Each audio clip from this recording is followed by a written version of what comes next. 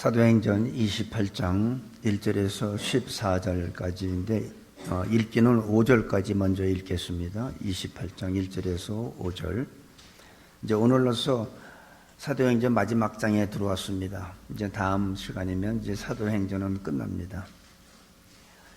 28장 1절에서 5절. 우리가 구원을 얻은 후에 안저 그 섬은 멜리데라 하더라. 토인들이 우리에게 특별한 동정을 하여 비가 오고 날이 참에 불을 피워 우리를 다 영접하더라.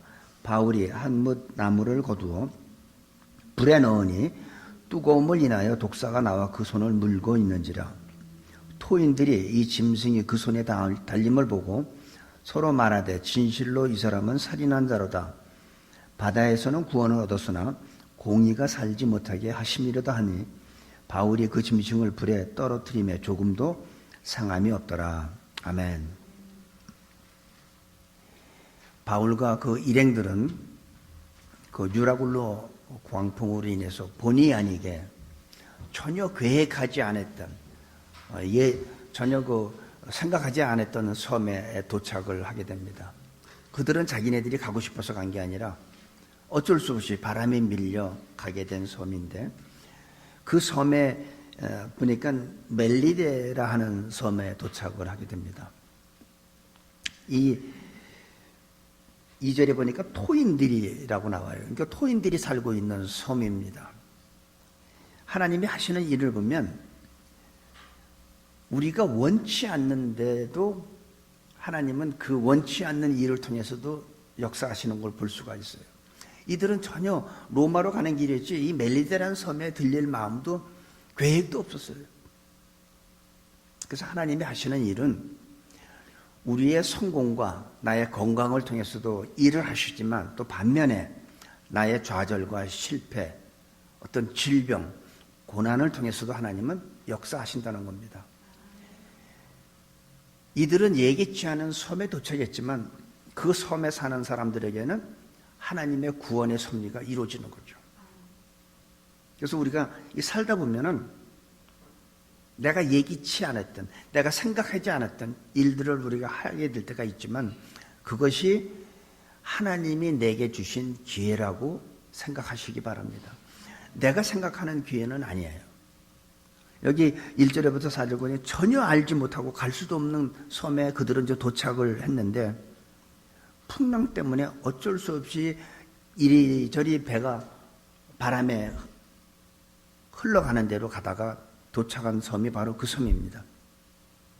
그 섬에 살고 있는 사람들은 만약에 이 바울 일행이 바울이 그 섬에 도착하지 않았다면 이들은 구원받을 기회가 없었는지도 몰라요. 이게 하나님의 특별한 섭리라고 저는 생각해요. 근데 재미나는 것은 이 섬에 도착을 해서 생각지도 않던 나뭇가지 속에 있던 독사가 바울의 손을 무는 장면이 나옵니다. 아주 친절하게 대해줘요. 2절에 보니까 토인들이 우리에게 특별한 동정을 하여 비가 오고 날이 참에 불을 피워 우리를 다 영접하더라. 아주 따뜻하게 그 원주민 토인들이 이 바울 일행을 맞이해 줍니다. 그리고 추울 테니까 불까지 피워주는 모습을 우리가 봅니다. 이제 3절에 보니까 바울이 한 나무 무더기를 이렇게 불에 놓는데 그 불의 뜨거움을 인하여 그 나뭇가지 속에 숨어있던 독사가 나와서 바울의 손을 물고 있는 모습을 보는 겁니다. 이 독사도 사실은 하나님의 준비했던 거라고 저는 생각을 해요. 바울을 물지 않고 이 독사가 다른 사람을 물었으면 그 사람은 그 독에 의해서 죽었어요. 그거로 끝나요. 그런데 바울을 물게 하신 것이 저는 하나님의 특별한 섭리라고 생각합니다. 바울은 죽으면 안 되죠. 로마까지 가야 되니까. 그리고 바울을 통해서 복음을 그들은 들어야 되기 때문에 의도치 않은 섬에 도착한 그들은 의도치 않은 환경에 빠지게 되는 거예요. 그들의 환경은 뭐예요? 독사가 물면 그 사람은 살인한 자라는 거죠. 그들의 풍속이 그런가 봐요. 저 사람은 바다에서는 어렵게 살아왔지만 하나님의 공의, 어떤 그 공의의 그 심판이 독사가 그를 물게 해서 그를 죽게 만들었다는 그 내용을 볼 수가 있어요. 토인들이 이 짐승이 그 손에 달림을 보고 서로 말하되 진실로 이 사람은 살인한 자로다. 바다에서는 구원을 얻었으나 공의가 살지 못하게 하심이로다. 섬에 가게 된 그 자체가 자기네들 의도와 전혀 상관없이 갔는데 자기네들 의도와 상관없이 그 섬의 풍속의 환경을 받게 되면서 그들은 바울을 살인자라고 인정을 하고 신의 심판을 받는 거라고 이렇게 합니다. 아마 그 지역 사람들뿐만 아니라 모든 사람들이 독사한테 물리면 살 수 있는 사람이 없잖아요. 그건 죽을 수밖에 없는 게 일반적인 얘기죠. 근데 바울은 죽지를 않아요. 5절에 보니까 바울이 그 짐승을 불에 떨어뜨림에 조금도 상함이 없더라. 그가 붙든지 혹 갑자기 엎드려져 죽을 줄로 저희가 기다렸더니 오래 기다려도 그에게 아무 이상이 없음을 보고 그들이 생각을 돌려요. 돌려 생각하여 말하되 신이라 하더라. 야, 참. 그들의 풍속에는 독사가 물면 반드시 죽게 되어 있고 독사가 문 자는 살인한 자라고 이렇게 그들의 풍속인데 아무리 오래 기다려봐도 바울이 안 죽어요. 오히려 그 독사를 어디에 넣어요? 불에. 원래 사탄은 이렇게 불 속으로 들어가서 멸망당하게 되어 있습니다. 믿는 사람은 하나님이 최악의 상황에서 최선의 상황으로 바꿔줍니다. 이게 복음의 능력이에요. 여러분들이나 저나 우리가 살다 보면은 아주 힘든 상황이 올 때가 있죠. 아주 최악의 상황이 올 때가 있어요. 근데 하나님을 믿는 사람들한테는 하나님이 그 최악의 상황을 최선의 상황으로 바꿔줄 줄로 믿으시기 바랍니다. 어떤 환경이든지 전혀 걱정할 거 없어요. 하나님께서 최악의 조건을 최선의 상황으로 바꿔주는 그 상황이 어떻게 되냐면 그들은 바울을 뭐라고 봤어요? 살인자라고 생각했어요. 살인자라고 생각했는데 시간이 지나도 전혀 그 뱀한테 물린 독사한테 물린 부위가 뭐 부은다든지 뭐 바울이 뭐 쓰러져서 뭐 몸부림을 친다든지 그게 전혀 없어요. 그러니까 그들이 어떻게 생각을 바꿔요. 이 사람은 살인한 자가 아니라 신이다. 사람이 이럴 수는 없다. 사람이라면 반드시 죽어야지.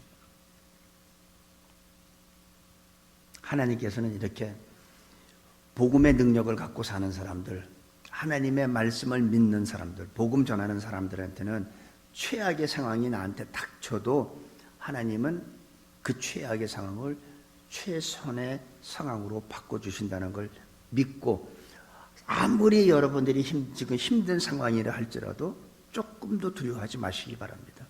그게 하나님의 능력이고 복음의 능력이에요. 섬 사람들은 얼마나 놀랐을까요? 이 사람들은 아마 독사한테 물려서 산 사람을 한 번도 본 적이 없어. 처음 본 거야. 아마 지들끼리 그러겠지. 난 머리 털라고 이런 거 처음 본다고. 우리 할아버지 대대로 그런 얘기를 들어본 적이 없다는데 뭐 별 얘기를 다 했겠죠. 그래서 이 섬 사람들은 바울의 독사한테 물렸는데도 죽지 않고 살아있는 그걸 보고 이 사람들은 너무나 충격을 받았을 거예요. 그리고 아마 감동을 받았을 겁니다. 그리고 이제는 살인자가 아니라 신이라고 생각하는. 근데 거기에 보면 7절에 보니까 이 섬의 제일 높은 사람 보블리오라 하는 이가 그 근처에 토지가 있는지라 그가 우리를 영접하여 사흘이나 친절히 유숙하게 하더니 그 섬에서 가장 높은 사람을 만나게 해줘요. 근데 그 높은 사람의 아버지가 열병과 이질로 고통을 받고 있어. 그 섬의 높은 사람의 부모가 아니라 별보로 없는 사람이 그렇게 했을 때 그 섬 전체에 미치는 영향이 적겠죠. 근데 제일 높은 사람의 부친이 이질과 열병으로 고통받고 있는데 바울이 가서 안수해서 그걸 낫게 해줍니다. 왜 제일 높은 사람의 아버지가 그런 병에 걸렸을까요? 그것도 하나님이 허락했다고 좀 봐요. 그래야 그 사람이 모든 그 섬에 있는 사람들을 다 복음을 전하죠. 제일 높은 사람이 섬 사람들한테, 토인들한테 전부 다 믿게 안 하겠습니까? 그 부친이 열병과 이질에 걸렸는데 그걸 가서 기도하니까 병이 낫는 놀라운 사건이 있습니다. 요즘에도요, 이런 일은 있어요.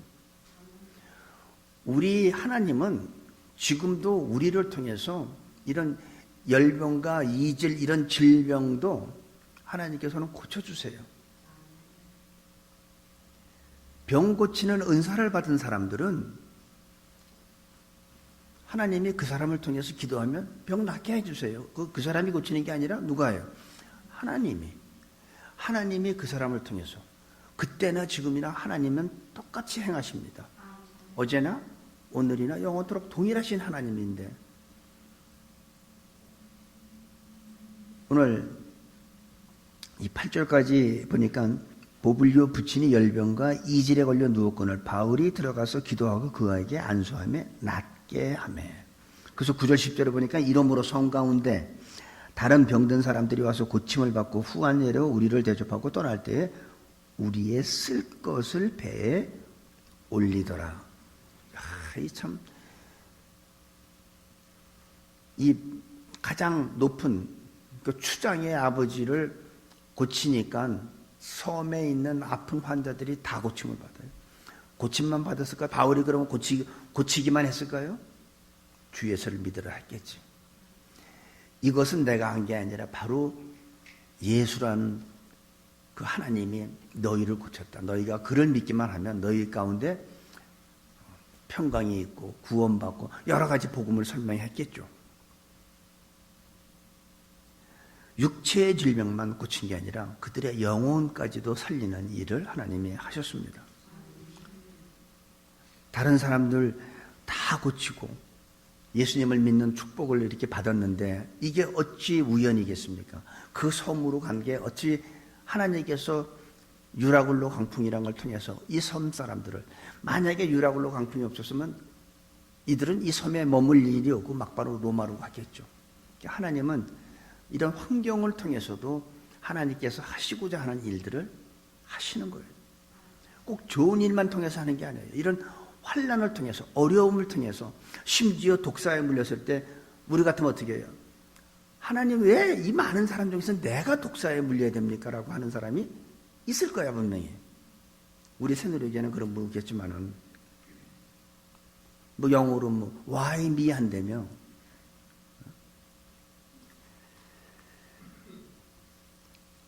우리가 병을 고쳐서 행복한 게 아니라, 물론 이 사람들은 질병이 있었던 게 고침받았으니까 좋겠죠. 건강을 찾았으니까. 근데 우리의 행복은 내가 뭐 많은 소유를 했고 건강해서 우리가 오래 살아서 우리가 행복한 게 아니에요, 사실은. 그럼 돈 많고 뭐 맨날 그 좋은 비싼 거 유기농만 먹고 사는 사람들, 재벌들은 행복하게? 그 사람도 행복하지 않아요? 행복한데 왜 그 사람들이, 심지어는 어떤 사람들은 뭐 자기 극단적인 선택까지 하는 사람이 있잖아요. 내가 건강하고 오래 살고 많은 걸 소유해서 행복한 게 아니라 예수님이 있어야 행복한 거예요. 이들은 병 고쳐서 행복한 게 아니라 예수님을 만났기 때문에 행복한 거예요. 그리스도인의 삶은 고통만 연속되는 것도 아니고 그렇다고 기쁨만 연속되는 것도 아니에요.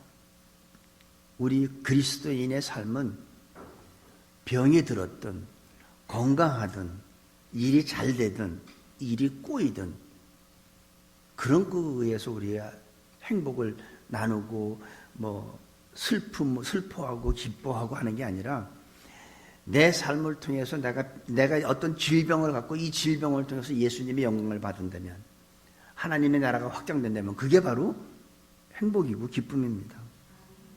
그래서 예수 믿는 사람들을 보면 저는 두 가지로 봐요. 영어로 얘기하면 미니멈 크리스찬이 있고 맥시멈 크리스찬이 있어요. 미니멈 크리스찬은 어떻게 해요? 오늘 교회 갈까 말까 하다가 또 안 가면 또 목사님 또 전화 오고 신방 오면 귀찮으니까 가자. 그래서 겨우 오는 사람들이 있잖아요. 그런 사람들은 하나님이 주시는 모든 성경에 나와 있는 축복과 은사를 체험하지 못하고 그냥 겨우 예수 믿고 구원받고 살아가는 미니멈 크리스찬이에요. 그런데 반면에 맥시멈 크리스찬들은 하나님께서 성경에서 약속한 모든 은사를 다 받고 예언의 은사도 받고 또 병 고치는 은사도 받고 치유의 은사 여러 가지 은사를 다 받고 누리며 살면서 자기 혼자 누리는 게 아니라 주위의 사람들한테 나눠줘요. 주위의 사람들한테 누가 기도해달라면 기도해주고 왜 그래요? 맥시멈 크리스찬으로 살기 때문에. 저는 여러분들이 다 맥시멈 크리스찬으로 살게 되기를 바라고 하나님께서 성경에서 약속하신 모든 하나님의 축복들을 하나도 빠짐없이 다 누리고 살게 되기를 바랍니다. 방언과 신유의 기적, 은사 이런 걸 누리면서 사는 것이 진정한 전 그리스도인의 삶이라고 저는 생각합니다. 그래서 우리 교회에서는 어느 누구를 비판하거나 정죄하거나 불평하는 사람이 없게 되기를 바랍니다. 그거는 미니멈 크리스천들이에요. 맥시멈 크리스천은 어떻게 해요? 용납하고 이해하고 덮어주고 누가 A라는 사람의 불평을 하고 비판을 하면 아직 그건 모르는구나 이런 것도 있어 하고선 더 들춰내는 사람, 그런 사람들이 뭐예요? 마귀가 좋아하는 아주 어린애 같은 크리스천들의 삶이죠. 진정하고 하나님께서 기뻐하시는 맥시멈 크리스천들은 누구의 흉을 보는 게 아니라 그 사람의 좋은 점을 얘기하죠. 누가 흉 보면 몰라서 그렇지 그 사람이 이런 하고 덮어주고 나이가 70이 넘었어도 그분이 얼마나 열심히 주님의 일을 열심히 해 하고 격려하고 이런 그런 걸 누리며 사시는 여러분들이 되길 바랍니다. 사람들은 나한테 사람들이 접근을 피하는가? 아니면 사람들이 나한테 오는 거를 좋아하는가? 한번 생각해 보세요. 그건 본인들만이 알잖아요. 다른 사람들은 몰라요. 내가 가면 저 사람이 은근히 피하는 것 같은 느낌이 있어. 왜 그럴까요?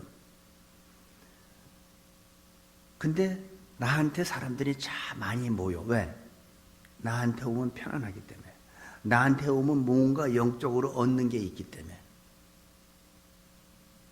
그게 뭔가를 나를 통해서 뭔가를 줄 수 있는 그런 크리스찬이 돼야 돼요. 그게 바로 맥시멈 크리스찬이라고 생각합니다.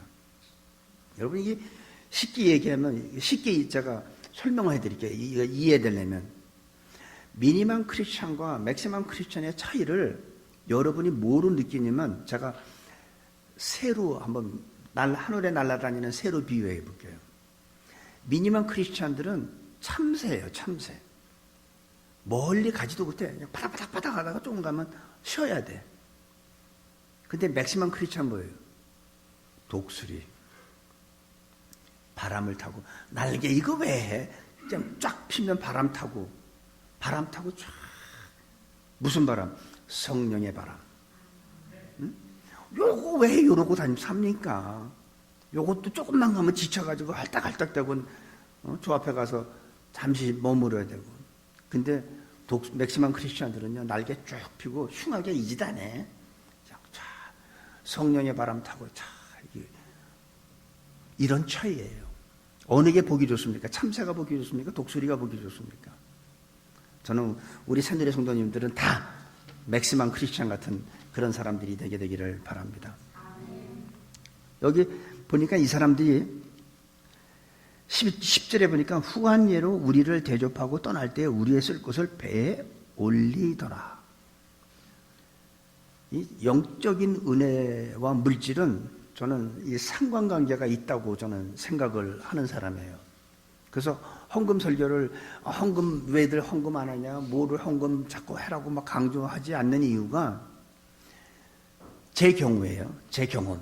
제가 과거에 믿음이 없을 때 집사람에 끌려서 교회 막 강제로 끌려다닐 때 그때는 은혜가 못 받잖아요. 은혜를 받을 수가 없었지. 예수님 믿지도 않았으니까. 교회 가서 헌금을 해야 되는데 주머니 뒤져보니까 다 20불짜리 밖에 없어. 20불 못 내죠. 어떻게? 뭐 맥도날드나 세븐일레븐 가서 뜨거운 커피 마시지도 못해. 잔돈 바꾸려고. 일부러 헌금하려고. 많이 내면 5불 내고. 20불 낼 믿음이 없으니까. 근데 하나님의 은혜를 받고 보니까 주머니가 열리더라고. 그래서 헌금 설교하는 목사들은 은혜를 성도들한테 주지 못한다는 얘기예요. 은혜 받으면 마음이 열리고 주머니가 열리게 되어 있어요. 주님 앞에 드리는 게 아깝진 않아요. 여기도 보니까 이 사람들도 10절에 보니까 후한 예로 우리를 대접하고 떠날 때 우리 쓸 것을 배에 올리니라. 섬 사람들이 병 고치고 예수님을 복음을 받고 예수님을 영접하고 하고 나니까 이 사람들이 막 다 주고 싶은 거예요. 배에 필요한 모든 것들을 막 실어주는 거예요. 잔뜩 실어줬어요. 이 사람들이 이 일을 억지로 했을까요? 아니요. 하나님 앞에 드리는 걸 억지로 하는 거 아니에요. 그래서 우리가 고린도 후서 9장 6절 7절에 보면 하나님께 헌금할 때 인색하므나 억지로 하지 말지니 하나님은 자기가 기쁜 마음으로 내는 것을 하나님께서는 축복해 주신다 그랬어요. 그러니까 적게 심은 자는 적게 거두고 많이 심은 자는 많이 거두는 거예요. 억지로 하는 거 아니에요. 그래서 여러분 억지로 헌금하지 마세요. 그거는 그냥 잃어버리는 거예요. 하나님이 받으셔야 돼. 물질도 우리의 예배도 받으셔야 되지만 물질도 내가 하나님 앞에 진짜 감사한 마음으로 드려야지 하나님이 받으시는 거예요. 근데 그래도 내가 비즈니스 내가 5개 하는 걸 다 아는데 내가 그래도 요만큼 하면 안 되지. 내 체면이지. 그거는요 하지 마세요. 그 헌금은 하나님이 안 받으셔. 차라리 가족들하고 나가서 밥 사 먹는 게 낫지. 그래서 우리는 기쁜 마음으로 하나님 앞에 드려야 돼요. 억지로 하는 게 아니라. 그래서 하나님이 주신 은혜의 물질을 이렇게 써야 되는 거예요. 선교 헌금으로, 감사 헌금으로, 11조로 우리가 드릴 때 기쁜 마음으로 드리는 거예요. 억지로 하는 게 아니라. 내가 하나님께 받은 은혜가 너무 많아서 이렇게 하나님 앞에 쓰는 것이 될 때 하나님이 그 물질 위에 축복해 주십니다. 은혜 받은 사람은 주게 되어 있어요. 근데 은혜 받지 못한 사람은 어떻게 해요? 절대 안 주지. 내가 어떻게 해서 번 돈인데 이게 뭐니 해도 뭐니가 최고인데 은혜 받지 못하니까 자기가 이만큼을 갖고 있는데도 아직도 적다고 더 착취하려고 그러죠. 그 비즈니스가 잘 된대? 그러면 그 앞에 한번 리스 한번 알아보지 뭐 하고서 똑같은 비즈니스에서 좀 더 많이 은혜 받지 못한 사람의 모습입니다. 근데 은혜 받지 못한 사람은 남의 것만 착취하면 좀 난데 하나님의 것도 착취해요. 교회의 물질도 착취하는 사람이 있습니다. 그래서 우리는 은혜를 받아야 돼. 내 영혼을 위해서 은혜를 받아야 돼. 남의 것, 하나님 것도 두려워하지 않고 착취하는 사람도 있더라고요. 대부분 사람들은 물질을 더 많이 소유하기를 원하지만 은혜 받으면 물질은 하나님께서 필요한 만큼 전 준다고 믿어요. 여러분 누가 부족하게 살고 싶겠습니까? 다 여유롭게 살고 싶지. 근데 너희는 먼저 그의 나라와 그의 의를 구하라고 그러면 우리의 필요한 만큼 다 주신다고 그랬어요. 필요한 만큼만 주시는 거예요. 넘치게 주시는 것 같진 않아요. 우리가 여기에 한 1갤런 갖다 여기다 분다고 1갤런이 됩니까? 아니, 다 넘치고 요만큼만 남아요. 그러니까 나한테 필요한 만큼만 주시는 게 하나님이셔. 우리는 거기에 만족하고 기쁘고 즐겁게 쓰는 겁니다. 근데 이 물질은 은혜와 연결이 돼야 돼요. 물질이 은혜롭게 들어와야지 은혜롭지 않는 물질은 일만하게 뿌리가 됩니다. 항상 물질은 은혜와 연결이 될 때에 그 물질이 하나님의 축복이 되고 우리가 하나님의 기쁜데 쓸 수 있지만 그렇지 않고 은혜가 없는 물질은 나한테 독이에요. 일만하게 뿌리예요. 은혜 없는 물질은 가정을 파괴하고 은혜 없는 물질은 우리의 인격도 파괴된다고 봅니다. 그래서 항상 은혜와 물질은 상관관계가 있고 항상 하나님 앞에 감사할 때 먼저 우선순위가 하나님이 될 때 하나님께서는 분명히 그 물질 위에 축복해 주신다고 믿습니다. 11절부터 보니까 석 달 후에 그 섬에서 과동한 알렉산드리아 배를 우리가 타고 떠나니 그 배의 기호는 디오수구로라. 이제 여기서 이제 바울은 이 섬에서 로마로 떠나는 모습을 봅니다. 13절 거기서 둘러가서 레교엔에 이르러 하루를 지난 후 남풍이 일어나므로 이튿날 보디을에 이르러 거기서 형제를 만나 저희의 청함을 받아 이래를 함께 유하다가 로마로 가니라. 바울은 지금 로마로 가고 있습니다. 나이가 많이 먹은 상황에도 자기는 로마까지 가서 해야 할 일이 있기 때문에 로마로 가는 발걸음을 멈추지 않습니다. 우리는 어떻게 살아가고 있습니까?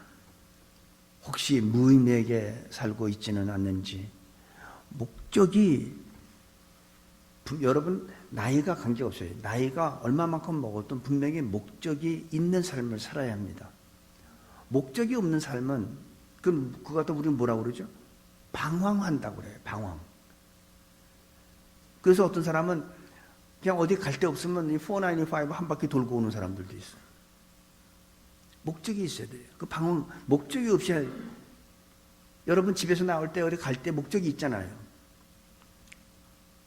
여러분 여기 교회 우연히 왔습니까? 아니죠. 집에서 출발할 때 교회로 가겠다는 목적이 있었잖아요. 그래서 우리의 삶도, 남은 삶도 무의미하게 살지 않게 되기를 바랍니다. 분명한 목적을 가지고 사시기 바랍니다. 목적을 설정하시고, 바울은 우리보다 행복한 사람이 아니었어요. 이 세상적인 기준으로 볼 때 바울은 우리보다 행복한 사람이 아니었잖아요. 가정이 없잖아요.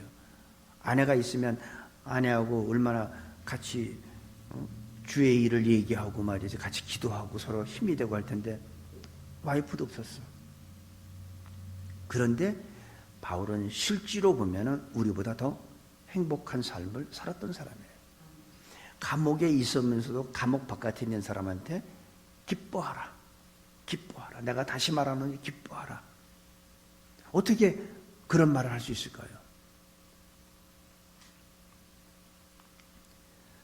삶에 분명한 목적이 있기 때문에 그랬습니다. 좋은 집과 좋은 위치, 많은 수익과 내가 많은 뭐를 거느렸다고 해서 행복한 것이 아닙니다. 그렇다고 여러분한테 물질을 가지지 말라는 거 아니에요. 가질 수 있으면 가지세요. 누리세요. 물질은 나쁜 게 아닙니다. 은혜와 연결이 안 됐을 때 그게 내 인격을 파괴하고 내 영을 파괴하고 우리 가정을 파괴하고, 그래서 그 노름에 빠진 사람들 보세요. 집 다 가정 다 망가지잖아요. 여기는 모르지만 LA는 그런 사람들이 많아요. 자기 그 노름에 중독이 돼가지고 집 다 날아가고 가정만 파괴됩니까? 자기의 인격도 완전히 파괴됩니다. 그래서 그런 것들이 행복의 기준이 아닙니다. 자기 수준에 맞게 기쁘게 살면 되는 거죠. 단 그렇다고 해서 그러면 뭐야 도대체 헷갈려 이거 목사님이 물질 가지려는 거야 가지지 말라는 거야. 누리고 사세요. 물질은 나쁜 게 아니에요. 근데 그 중요한 건 내 중심에 무엇이 있느냐가 중요한 거예요. 하나님이 있느냐 물질이 있느냐. 그랬죠. 물질과 하나님을 겸하여 섬길 수 없나니. 물질이 나를 주인 노릇하면 안 된다는 거죠. 그래서 주일날도 돈 버느라고 이 교회도 못 나오고 하나님 앞에 예배도 못 드리고 그거 하지 말라는 거예요. 그거는 물질이 나를 부리는 거잖아요. 내가 물질의 노예가 되는 거잖아요. 하나님은 우리한테 물질을 주시면서 그 물질을 선하게 쓰라고, 사용하라고 주신 거예요. 그래서 물질은 우리의 악한 주인이 아니라 우리의 선한 청지기로 부리라는 거예요. 그게 그럴 때 하나님께서 우리한테 더 많은 풍성한 걸 좀 준다고 봅니다. 세상에서 지식이 많고 영향력이 있으며 오래 산다고 그것이 꼭 기쁜 건 아니에요. 우리의 인생을 기쁘게 하는 것은 예수님이 있어야 되는 거예요. 우리 가정에 예수가 있느냐, 내 안에 예수가 있느냐, 이게 중요한 거예요. 예수님이 우리 안에 있고 우리 가정 안에 있고 우리 교회 안에 있다면 기쁨이 있는 것입니다. 하나님의 축복이 우리 모두에게 영원히 주님 앞에 갈 때까지 함께 하시기를 간절히 축복합니다. 아버지 하나님, 우리들도 바울처럼 예수님 때문에 살고 예수님 때문에 죽을 수 있고 예수님 때문에 기뻐하고 감사하고 찬양하며 살게 하여 주옵소서. 건강할 때도 병들었을 때도 기뻐하며 높은 자리나 낮은 자리에 있을 때도 예수님으로 인하여 기뻐하는 우리 새누리교회 성도님들로 축복하여 주옵소서. 감사하며 예수님의 이름으로 기도합니다. 아멘.